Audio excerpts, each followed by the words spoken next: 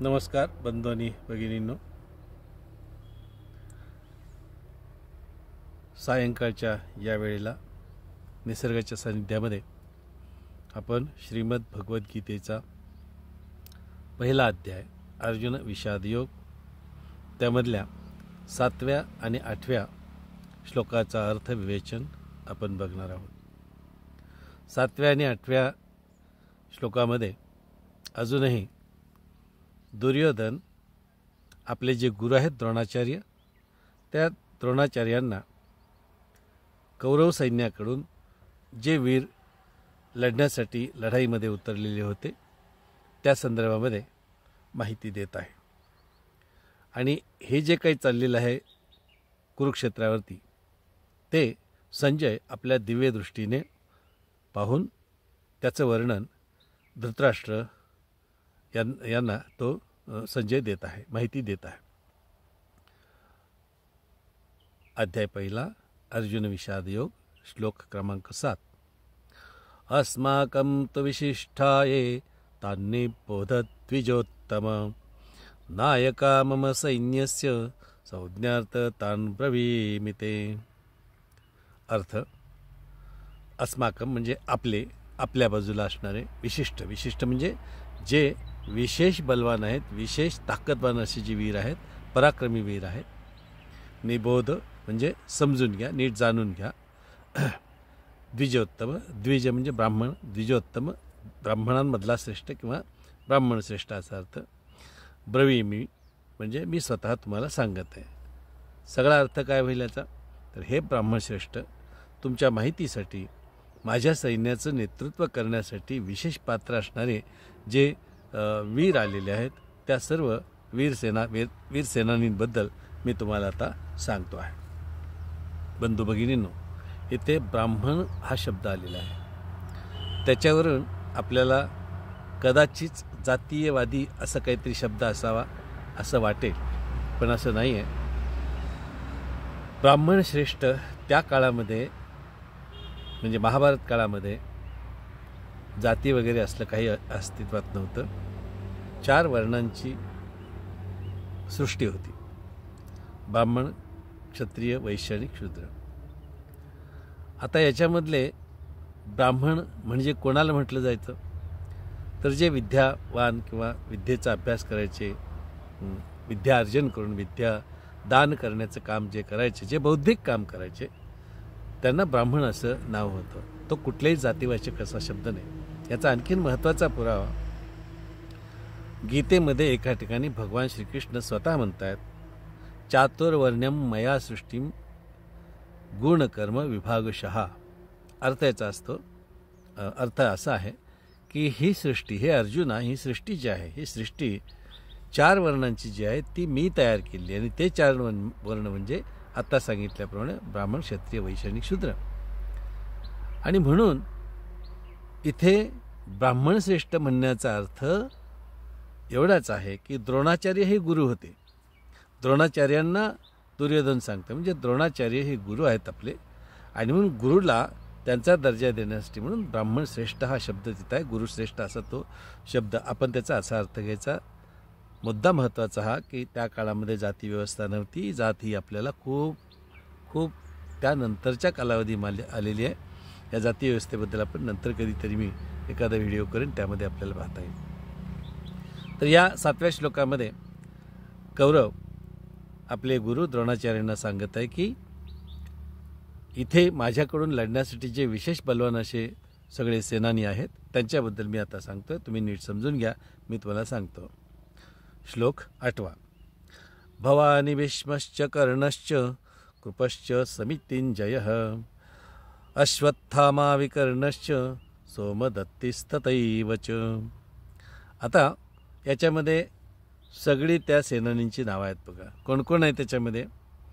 स्वतः पितामह भीष्मांचं नाव आलेलं आहे, द्रोणांचं नाव आलेलं आहे, अश्वत्थामाचं नाव आलं आहे, कर्णाचं नाव आलेलं आहे, विकर्णाचं नाव आलेलं आहे आणि सोमदत्तिस्तथैव म्हणजे सोमदत्ताचा पुत्र ज्याचं नाव आहे भूरिश्रवा.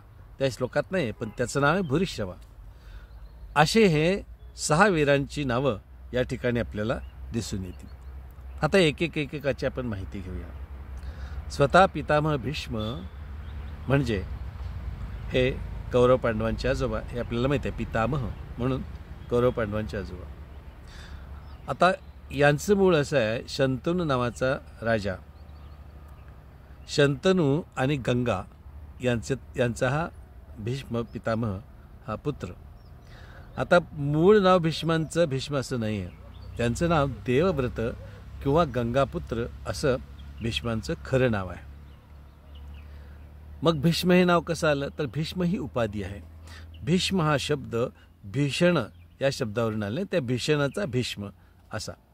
आता त्यांनी एक अतिशय कठोर अशी प्रतिज्ञा केलेली होती की त्यांची प्रतिज्ञा अशी होती, मी आजन्म अविवाहित राहीन, अर्थातच ब्रह्मचर्य पाळेन, अविवाहित राहीन. याचाच अर्थ त्यांचं लग्न होणार नाही आणि त्यामुळे त्यांच्यापासून कुठलीही संतती उत्पन्न होणार नाही आणि ती संतती पुढे हस्तिनापूरचं राज्य काही त्यांना मिळणार नाही. आता ही प्रतिज्ञा का घेतली बरं? याचं कारण असं आहे, शंतनू एकदा फिरायला गेलेले असताना सत्यवती नावाची धीवर कन्या, धीवर म्हणजे कोळी, मच्छीमार समाज, तर त्या धीवर कन्येची नजर होते आणि त्यांना ती आवडते. शंतनू राजाला ती आवडते. लग्नाचा प्रस्ताव तिच्यासमोर ठेवल्यानंतर ती आपल्या वडिलांकडे अंगुली निर्देश करते. शंतनू राजा वडिलांकडे जातात आणि त्यांना विचारतात. लग्नाच्या संदर्भामध्ये विचारल्यानंतर ते जे सत्यवतीचे जे पिता असतात ती मात्र एक महत्त्वाची अट घालतात. काय अट असते ती अट अशी असते की तुमच्यापासून सत्यवती आणि तुमच्यापासून निर्माण होणारी जी संतती आहे त्यांना हस्तिनापूरचं राज्य दिलं गेलं पाहिजे. तर ही लग्नाची अट मी मान्य करतो, अन्यथा हे लग्न होणार नाही. आता राजा शंतनूपुढे मोठा पेचप्रसंग पडला, कारण भीष्म गादीवरती होते, सिंहासनावरती भीष्मांचा अधिकार होता आणि भीष्म ते राज्य हस्तिनापुराचं चालवत होते. आता असा प्रश्न आला की कसं नाराज करायचं आणि काय करता येईल.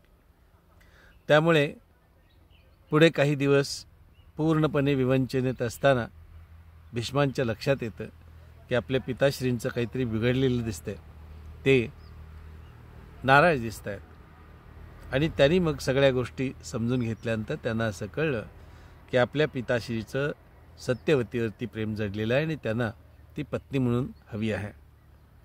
तेव्हा ते स्वतः प्रतिज्ञा करतात भीष्म की मी आजन्म राहीन, ती अट पाळली गेली पाहिजे, आजन्म अविवाहित राहीन, त्यामुळे मला संतती येणारच नाही आणि त्यामुळे सत्यवतीपासून होणारी जी मुलं आहेत त्यांनाच गादीचा अधिकार राहील हस्तिनापूरच्या, अशी ती प्रतिज्ञा होती आणि म्हणून कठोर प्रतिज्ञा म्हणून, भीषण प्रतिज्ञा म्हणून भीष्म अशी त्यांना उपाधी लागली आणि म्हणून त्याच्यावरून भीष्म प्रतिज्ञा हा शब्द रूढ आहे मित्रांनो.